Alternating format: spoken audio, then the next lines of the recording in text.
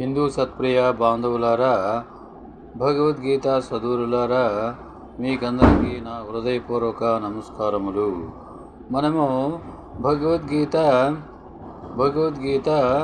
6వ అధ్యాయము ధ్యాన యోగములో నిన్నటి వరకు 27వ శ్లోకం వరకు చెప్పుకొని ఉన్నాము.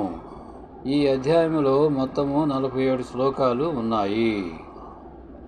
ఇప్పుడు మనము 28వ శ్లోకం నుండి చెప్పుకుందాము. 28వ శ్లోకం ఏమిటంటే, యుంజన్నేవం సదాత్మానం యోగీ విగత కల్మషః సుఖేన బ్రహ్మ సంస్పర్శమత్యంతం సుఖమస్నుతే. దీనికి తాత్పర్యం ఏమిటంటే, ఈ ప్రకారంగా ఎల్లప్పుడూ మనస్సును ఆత్మలో నిలిపిన ఆత్మ సంయమ ధ్యానయోగి సర్వ కల్మషాలను నశింపజేసుకున్నవాడై సులభంగా ఆత్మానందాన్ని తనలో పొంది తరగని ఆనందాన్ని, ముక్తిని పొందుతాడు అనేది తాత్పర్యము. దీనికి భాష్యం ఏమిటంటే, అనునిత్యం ఆత్మానుసంధానం వల్ల సర్వపాప విముక్తుడై లోనున్న ఆత్మతో, మనలో ఉన్నటువంటి ఆత్మతో తాదాత్మ్యం చెంది అంటే బ్రహ్మస్పర్శను పొంది తరగని ఆనందాన్ని పొందుతాడు.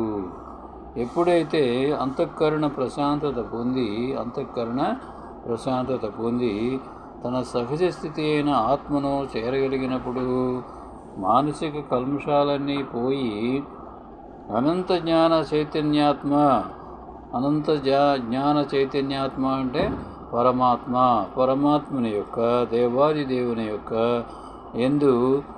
ఆయన యందు సుఖాన్ని స్వంతం చేసుకుంటాడు. మానవుడు సదా ఆత్మానుభూతిలో ఉంటాడు, ధరిస్తాడు అనేది భావము.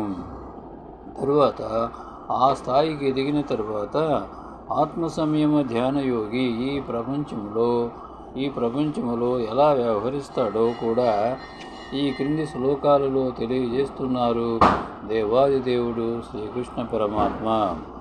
29వ శ్లోకము, సర్వభూతస్థమాత్మానం సర్వభూతాని చాత్మని ఈక్షతే యోగయుక్తాత్మ సర్వత్ర సమదర్శనః.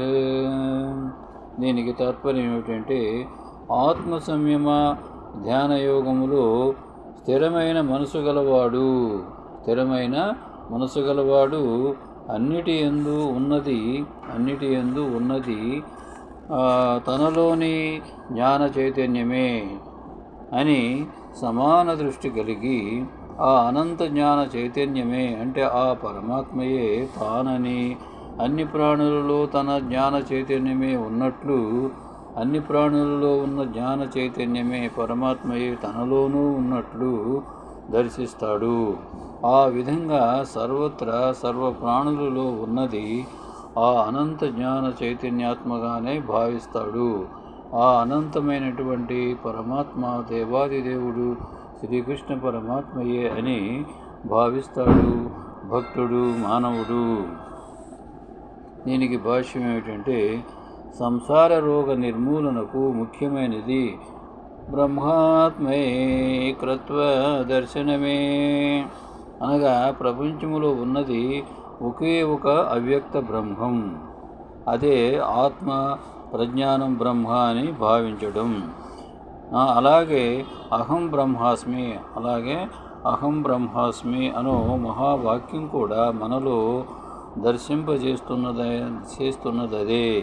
ఎప్పుడైతే అంతఃకరణలో సర్వదోషాలు పోతాయో అప్పుడు దృష్టి సమత్వమై అంతటా ఉండి అన్నిటినీ తనలో ఇముడ్చుకున్న పరమాత్మ ఆత్మజ్ఞాన దృష్టికి చక్కగా గోచరమై ఈ సూక్ష్మాన్ని గ్రహించగలుగుతుంది.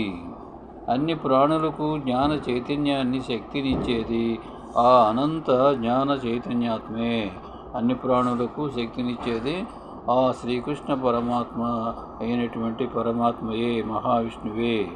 ఆ అనంత జ్ఞాన చైతన్య శక్తే ప్రపంచాన్ని కదిలిస్తున్నది. ఆ చైతన్య శక్తే, ఆ కృష్ణ చైతన్య శక్తే, ఆ విష్ణువు యొక్క ఆశీర్వాదమే, ఆ విష్ణువు యొక్క బలమే, మహిమే ఈ ప్రపంచాన్ని కదిలిస్తున్నది, నడిపిస్తున్నది, నియంత్రిస్తున్నది కూడా మహావిష్ణువు యొక్క శక్తే. ప్రాణులలోని జ్ఞాన చైతన్యం పంచ జ్ఞానేంద్రియ మనస్సుల ద్వారా బయటికి ప్రసరించినప్పుడే ప్రాణులకు ఈ లోకం కనబడుతున్నది, వినబడుతున్నది. ప్రపంచములోని సర్వము ఆ పరమాత్మలోనే నిలిచి ఉన్నది. దాని ఆధారంతోనే ఈ సృష్టి నడుస్తున్నది. ఆ పరమాత్మ యొక్క ఆధారంతోనే ఈ సృష్టి అంతా కూడా నడుస్తున్నది. ఈ ప్రపంచంలోని సర్వములోనూ ఆ పరమాత్మే ఆకాశములో శబ్దగుణం వలె మమేకమై స్థితమై ఉన్నది. ఆ పరమాత్మ స్థితమై ఉన్నది అనేది భావము. తరువాత 30వ శ్లోకము. యో మాం వశ్యతి సర్వత్ర సర్వం చ మయి పశ్యతి తస్యాహం న ప్రణశ్యామి సచమేన ప్రణశ్యతి. దీనికి తాత్పర్యం ఏమిటంటే, ఎవరు ఈ ప్రపంచంలో అన్నిటా అంతటా అనంతతత్వాన్ని చూస్తాడో అంటే భావన చేస్తాడో, అట్టి తత్వములో అన్ని ప్రాణులను సర్వాన్ని చూస్తాడో, అట్టి వానికి జ్ఞాన చైతన్య స్వరూప తత్వమైన నేను కనబడకపోను అంటే భగవంతుడైన శ్రీకృష్ణుడు చెప్తున్న పవిత్రమైనటువంటి అమూల్యమైనటువంటి సందేశము భగవంతుడు చెబుతున్నాడు. నేను కనబడకపోను. అట్టి మహానుభావుడు కూడా ఆ తత్వమునకు అంటే ఆ పరమాత్మ తత్వమైనటువంటి నాకు కనబడకపోడు.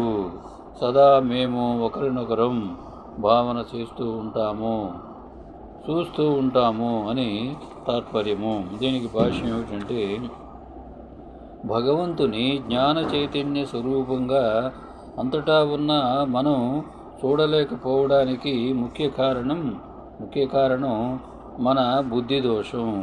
మనోబుద్ధులలోని అహంకారమనే దోషం కారణం. అంతఃకరణ స్థూలం నుండి సూక్ష్మత్వం పొందే కొలది అహంకార దోషం నశించి ఆ పరమాత్మను సర్వత్రా చూడగలిగినప్పుడు అట్టి మహానుభావుడు నిరంతరం ఆ అనంత జ్ఞాన చైతన్య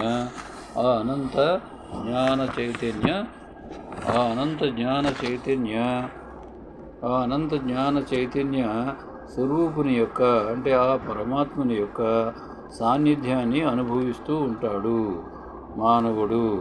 ఆ స్థితిలో ఆ అనంత జ్ఞాన చైతన్య స్వరూపుడు కూడా ఈ మహానుభావుని సాన్నిధ్యాన్ని అనుభవిస్తూ ఉంటాడు.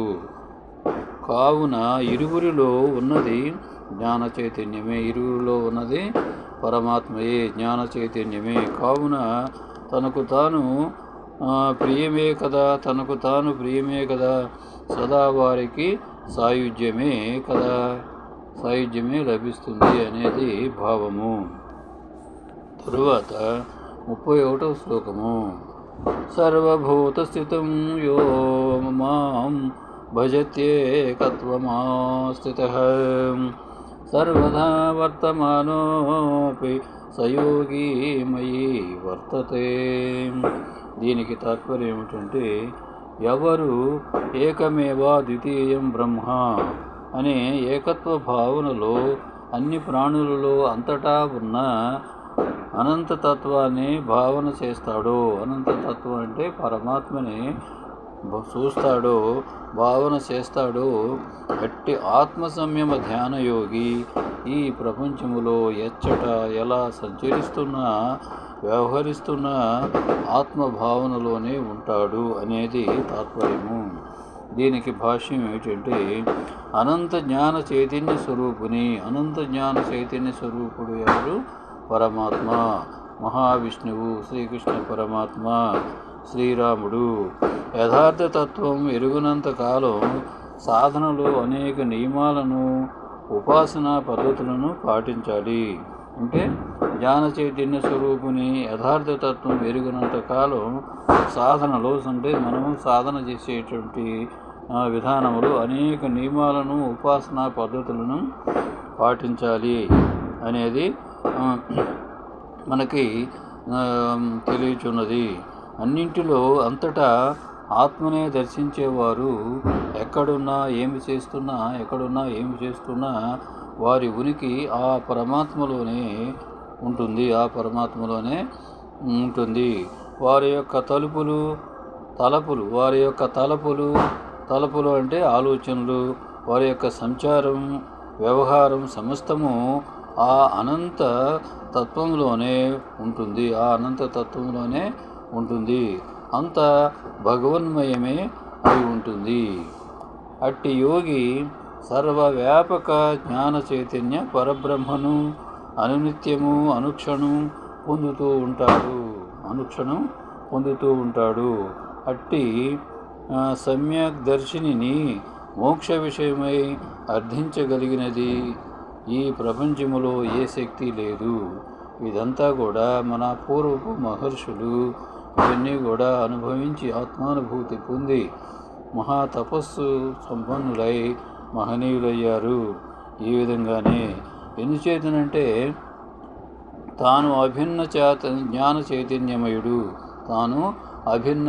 చైతన్యమయుడు అనంతతత్వం గనుక అతడు అనంతతత్వానికి చూస్తూ ఉంటాడు. కాబట్టి ఆత్మ జ్ఞానం తెలుసుకొని తానే ఆత్మ నుండి పరమాత్మలో లీనమై ఉంటాడు కనుక అనంతతత్వమే తానే ఉంటాడు కనుక అంతటి ఆత్మదృష్టి కలిగి సర్వమును తనవలే సమంగా చూచువాడు సర్వోత్తముడని పరమాత్మ ప్రశంసిస్తున్నాడు. దేవాది దేవుడు ప్రశంసిస్తున్నాడు. తరువాత 32వ శ్లోకము. ఆత్మోపమ్యేన సర్వత్ర సమం పశ్యతి యోర్జున సుఖం వా యది వా దుఃఖం సయోగి పరమో మతః. దీనికి తాత్పర్యం ఏంటంటే భగవంతుడు చెప్తున్నాడు అర్జున్ వారితో సర్వమానవాళిని ఉద్దేశించి, ఓ అర్జున, ఎదుటి ప్రాణి పొందే సుఖం కానీ దుఃఖం కానీ తన దుఃఖంగా పోల్చుకొని తనతో సమానముగా అందరినీ చూస్తాడో అట్టి ఆత్మ సంయమ ధ్యానయోగి సర్వోత్తముడనే నా దృఢ అభిప్రాయము అనేది తాత్పర్యము. దీనికి భాష్యం ఏమిటంటే ఈ శ్లోకాన్ని క్రింది 2 విధాలుగా కూడా అన్వయించవచ్చును. ఈ శ్లోకాన్ని ఒకటి, తనకు వచ్చే సుఖదుఖాలను తన మనసులో ప్రస్తుత శరీరంలోని ప్రారబ్ధ వాసనల ప్రభావం వల్ల లేచే అలలుగా ఎంచుకోవడం. అప్పుడు అతను ప్రారబ్ధానికి చెలించకుండా నిర్లిప్తంగా ఉంటాడు. ఇది సృష్టి భావన అభ్యాసం. అంటే మరొకసారి ఈ శ్లోకాన్ని క్రింది 2 విధాలుగా కూడా అన్వయించవచ్చును. ఒకటి, తనకు వచ్చే సుఖదుఖాలను తన మనసులో ప్రస్తుత శరీరంలోని ప్రారబ్ధ వాసనల ప్రభావం వల్ల లేచే అలలుగా ఎంచుకోవడం. అప్పుడు అతను ప్రారబ్ధానికి చెలించకుండా నిర్లిప్తంగా ఉంటాడు. ఇది సృష్టి భావన అభ్యాసం అనేది మొదటి విధానం. 2, ఇతరుల సుఖదుఖాలను తనవిగా భావించుట. అప్పుడు ఇతరుల సుఖాలను పెంచాలని, దుఃఖాలను తగ్గించాలని ప్రయత్నిస్తాడు. ఇది ఆత్మజ్ఞాని యొక్క ఉత్తమ లక్షణం. ఇదే సమిష్టి భావన అభ్యాసం. మానవుడు సమిష్టి భావనతో సమిష్టి స్థాయికి ఎదగకుండా పరమశాంతిని ముక్తిని పొందలేడు అనేది భావము. ఇంతటితో మనం విరమించుకుందాము. జై శ్రీరామ్, జై శ్రీకృష్ణ. హరే రామ హరే రామ, రామ రామ హరే హరే, హరే కృష్ణ హరే కృష్ణ, హరే కృష్ణ కృష్ణ కృష్ణ హరే హరే. భగవద్గీతా శరణం శరణం, రామపాదం శరణం శరణం, కృష్ణపాదం శరణం శరణం, భగవద్గీత శరణం శరణం, మాతృపాదం శరణం శరణం, పితృపాదం శరణం శరణం, గురుపాదం శరణం శరణం, భగవద్గీత శరణం శరణం, మాతృభూమి శరణం శరణం, భగవద్గీత అభయం అభయం, భగవద్గీత అభయం అభయం, భారతదేశం శుభం శుభం, భారతదేశం శుభం శుభం, భగవద్గీత శరణం శరణం, భగవద్గీత శరణం శరణం. భారత మాతా की जय. जय हिंद.